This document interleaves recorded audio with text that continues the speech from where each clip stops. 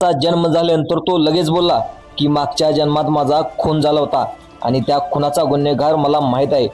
पुनर्जन्माची एक अशी धक्कादायक घटना जिने संपूर्ण देशात प्रचंड खळबळ निर्माण केली। एक मुलगा जो जन्मानंतर काही दिवसातच बोलू लागला आणि त्याने काढलेला पहिला शब्द ऐकून त्याचे आई वडील थक्क झाले। त्यांच्या पायाखालची जमीन सरकली। जगाच्या इतिहासात पुनर्जन्माची इतकी पक्की आणि खरी बातमी याआधी कधीच घडली नव्हती। सुरुवातीला या मुलाकडे दुर्लक्ष करण्यात आलं होतं। त्यांना वाटलं हा लहान मुलगा आहे, काहीतरी बडबडत असेल। पण जेव्हा त्याने त्याच्या मागील जन्मातील आई वडिलांची नावे, त्यांच्या पत्नीची नावे, त्यांच्या पत्नीपासून झालेल्या मुलांची नावे सांगितली, तो पूर्वी कुठे राहायचा, तो कशाचा व्यवसाय होता, हे सगळं ऐकल्यानंतर सगळ्याचे डोळे चक्कर येऊन पडले। या प्रकरणाची खबर वाऱ्यासारखी पसरली आणि जेव्हा त्याच्या आई वडिलांनी जाऊन पाहिलं तेव्हा त्या मुलाने जे सांगितलं होतं, जसं सांगितलं होतं तसंच ते होतं। आणि जेव्हा या प्रकरणाचा तपास पोलीस त्याचबरोबर शास्त्रज्ञ संशोधक इथे दाखल झाल्यानंतर त्यांच्या तपासामध्ये जे उघड झालं ते आणखीनच आश्चर्यकारक होतं। चला आज आपण या अविश्वसनीय घटनेचा त्या मुळाशी जाऊया, जी तुम्हाला विचार करायला भाग पडेल। मृत्यू हे खरं सत्य आहे की त्यानंतर नक्की काय? चला जाणून घ्या सविस्तर रिपोर्ट। ही घटना आहे आग्र्याजवळच्या बाळ नावाच्या एका लहान गावातली। इथे राहणाऱ्या तोरणसी रूप टिक्कट यांनी नुकतंच बोलायला सुरुवात केली होती। घरातला सर्वात लहान असणारा टिट्टू हा 2 वर्षाचा झालेला नाही, पण तो स्पष्टपणे बोलू लागला होता। खरं तर आपलं मूल लवकर बोलू लागणं हे कोणत्याही आईवडिलांसाठी आनंदाची गोष्ट असते, पण टिट्टूच्या बाबतीत ही कला त्यांच्या आईवडिलांना आनंदापेक्षा जास्त चिंतेचं बनली होती। टिट्टू आता 2 वर्षाचा झाला होता। तो विचित्र गोष्टी बोलू लागला होता। तो आपल्या आईला म्हणतो, माझ्या वडिलांना सांगा की माझ्या बायको आणि मुलाची काळजी घ्या। काय त्याची आई म्हणाली, अरे तू 5 वर्षाचा आहे, तुझी बायको मुलं कसं काय असती? तर कारण आईला धक्का बसला, कारण तो म्हणतो की मला इथे जेवण मिळते पण मला त्यांची खूप काळजी वाटते। तेव्हा त्याची आई विचारते, तू कोणाबद्दल बोलतोय? तेव्हा तो उत्तर देतो, मी माझ्या खऱ्या कुटुंबाबद्दल बोलतोय, ते आता आग्र्यामध्ये आहेत। तो वारंवार आपल्या आई वडिलांना म्हणू लागला की तुम्ही माझे खरे आईवडील नाहीत, माझे खरे आईवडील आग्र्यात राहतात।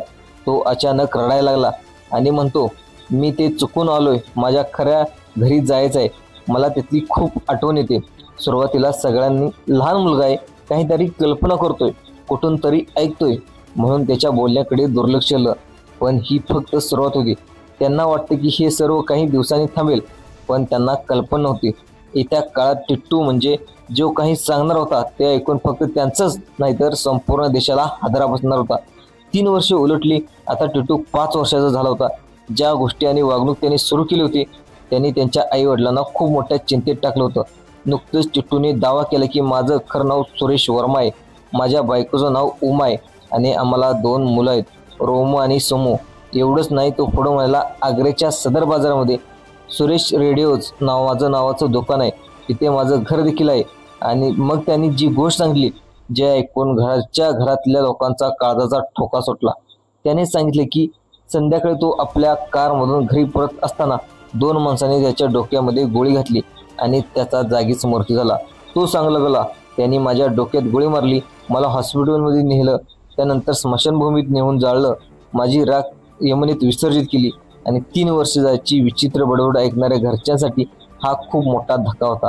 एक 5 वर्षाचा मुलगा आपल्या बायको मुलासह स्वतःच्या खुनाबद्दल आणि आपल्या अंत प्रक्रियेबद्दल तपशीलवार कसा बोलू शकतो? ही बातमी संपूर्ण गावात पसरली। गावातून जिल्ह्यातून तालुक्यात आणि संपूर्ण देशात पसरली। सगळ्याला एकच वाटू लागलं, टिट्टूच्या अंगात भूत शिरले। भूत प्रताची टिट्टूचं वागणं दिवसेंदिवस बदलत चाललं होतं। तो आता फक्त बोलतच नाही तर त्याचं वागणे एखाद्या मोठ्या माणसासारखं होत चाललं होतं, जे त्याच्या आईवडिलांसाठी असह्य बनत होतं। त्याच्या वागण्याने हे प्रकरण एक नव्या वळणावर आणि धोकादायक वळणावर येऊन पोचलं होतं। टिट्टूचा स्वभाव त्याच्या वयाच्या मुलाचा खूप वेगळा होता आणि शरीर 5 वर्षाच्या मुलाचं, पण त्याची भाषा, बोलण्याचा आवेश, हावभाव एखाद्या प्रौढ व्यक्तीसारखाच झाला होता। तो आपल्या आईवडिलांसह गरिबाची चेष्टा करू लागला। तो आपल्या आईला म्हणतो, माझी बायको तुझ्यासारखी अशी फटकी तुटकी साडी नाही नेसत, ती 2000च्या साड्या घालते। तो म्हणतो, मी या घाणेरड्या घरात राहू शकत नाही, मी माझ्या बंगल्यात राहायला जातोय असं तो म्हणून तो एखाद्या मोठ्या माणसासारखं सुटकेस काढून आपले कपडे भरू लागतो घरचे तेव्हा त्याला ओरडून थांबवतात, तेव्हा तो घरातून पळून जाण्याची धमकी देतो. तो कुठेही गेला तर किंवा बसने जायला तयार नसतो. तो म्हणतो की मला माझ्या फक्त कारमधून फिरायची सवय आहे. टिटू आपल्या 6 भावंडांमध्ये सर्वात लहान आहे, पण त्याचं वागणं आईवडिलांसारखी खूप मोठं डोकेदुखी बनवू लागलं होतं. तो त्याच्या आईला म्हणत होता, वडिलांना म्हणत होता, ती वडिलांना देखील समजत नव्हतं. तो नेहमी म्हणतो, मी फक्त दिवस काही काढण्यासाठी तुमच्याकडे आलोय. आता सहनशीलताचा अंत झाला होता. त्याच्या आईवडिलांनी ठरवले की या सगळ्या मागे काहीतरी सत्य आहे की नाही हे आता शोधून काढायला हवं. त्यांनी आपला मोठा मुलगा अशोक याला त्या गोष्टीची सत्यता पडताळण्यासाठी आग्र्याला पाठवण्याचा निर्णय घेतला. त्या अशोकला ही कल्पना नव्हती. हा प्रवास त्याच्या आयुष्यातील आणि रहस्यमय कथेला एक अशा वळणावर नेणार आहे जिथून परत येणं शक्य नाही. टिट्टूच्या बोलण्यात किती तथ्य आहे हे तपासण्यासाठी त्याचा मोठा भाऊ अशोक एका मित्रासोबत गावातून आग्र्याच्या सदर बाजाराकडे निघाला होता. कारण टिट्टू नेहमी सांगतो की सुरेश रेडिओज नावाची जिथे ज्यांची दुकान आहे, अशोक त्याचा मित्र तिथे पोचले आणि त्या दुकानाची शोधाशोध सुरू झाली. खूप वेळ शोधल्यानंतर त्यांना तसंच कुठलंही दुकान सापडलं नाही. ते थकून एका जागी बसलेच होते. तेवढ्यात अशोकची नगर का एका बोर्डावर पडते. तिथे लिहिलं होतं, अशोक सुरेश रेडिओज. हेच नाव त्याचं उलट टिटू करत असतो. अशोकला धक्का बसला. त्याचे डोळे एकदम हे आश्चर्यचकित झाले. त्याचा विश्वास बसत नव्हता. तर टिटूने सांगितलेल्या बाकीच्या गोष्टी खऱ्या आहेत का? आता अशोकला प्रश्न पडला होता. त्या दुकानात जाऊन आता विचारावं लागेल की टिट्टू खरं सांगतोय का? टिट्टूचा खरंच सुरेशचा पुनर्जन्म आहे का? फक्त योगायोग आहे? हजारो प्रश्न मनात घेऊन अशोक त्या दुकानाच्या दिशेने पाऊल टाकत होता. त्याला माहीत नाही की या दुकानाच्या आतमध्ये जे सत्य कळणार आहे ते योगायोगाच्या पलीकडे आहे. अशोक दुकानाच्या आत शिरतो जिथे त्याला एक महिला दिसते. चौकशी केल्यावर ती सुरेशची पत्नी उमा आहे. अशोक तिला सांगतो त्याला सुरेशला भेटायचं आहे. हे ऐकताच तिच्या पतीच्या सर्व हकीकत संपूर्ण कहाणी अशोकला सांगते. उमा सांगते की काही वर्षापूर्वी तिचा पती सुरेश वर्मा हा आग्र्यातील एक यशस्वी व्यावसायिक होता. सदर बाजारातील सुरेश रेडिओ नावाचा त्यांचे इलेक्ट्रॉनिक्स दुकान होतं. आग्र्यात त्यांचा एक बंगला होता. पण एक संध्याकाळी सुरेश आपल्या घरी कारमधून येत असताना घरच्या जवळ दबा धरून बसलेल्या 2 बदमाशांनी त्याच्यावर गोळ्या झाडल्या होत्या. गोळ्या थेट डोक्याच्या उजव्या बाजूला लागल्या आणि त्यांचा जागीच मृत्यू झाला होता. त्या बदमाशांना पाहणारा एकही साक्षीदार सापडला नाही. कोणताही सुगाव न लागणे. पोलिसांनी फाईल बंद केली आणि सुरेशच्या मृत्यूनंतर घरची सगळी जबाबदारी त्यांच्या पत्नी उमावर आली होती. त्यानंतर ती दुकान सांभाळू लागली होती. उमा जे सांगत होती ते ऐकून अशोकच्या पायाखालची जमीन सरकलीच होती. कारण उमाने सांगितलेली प्रत्येक गोष्ट, प्रत्येक तपशील अगदी तसाचा तसा टिट्टू सांगत होता. आणि पत्नीचं नाव, मुलांची नावं, दुकानाचं नाव, मृत्यूचं कारण सगळी काही तंतोतंत जुळत होता. आता अशोकच्या सांगण्यावरून उमा आणि तिचे कुटुंबीय एक धाडसी निर्णय घेत आहे जे या कथेला एक निर्णायक क्षणावर आणून ठेवणार होतं. आता त्यांचे घरचे काय करणार होते ज्यामुळे संपूर्ण जगाला याची माहिती मिळणार होती. अशोकने टिट्टूबद्दल सगळे हात ते जे सांगितल्यानंतर उमाने तिच्या कुटुंबाला एक धक्का बसला.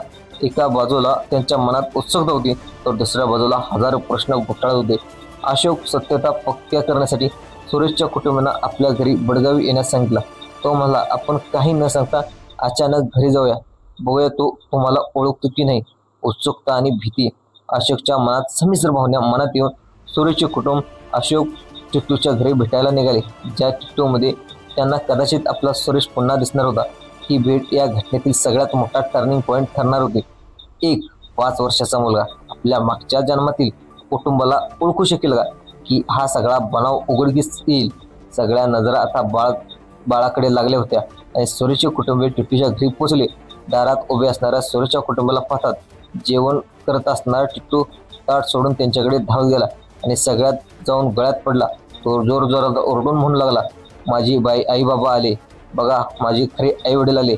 पण जशी त्याची नजर उमावर पडते तेव्हा तो लाजून म्हणतो, एका 5 वर्षाचा मुलगा अचानक एक प्रौढ पुरुषासारखा वागू लागतो.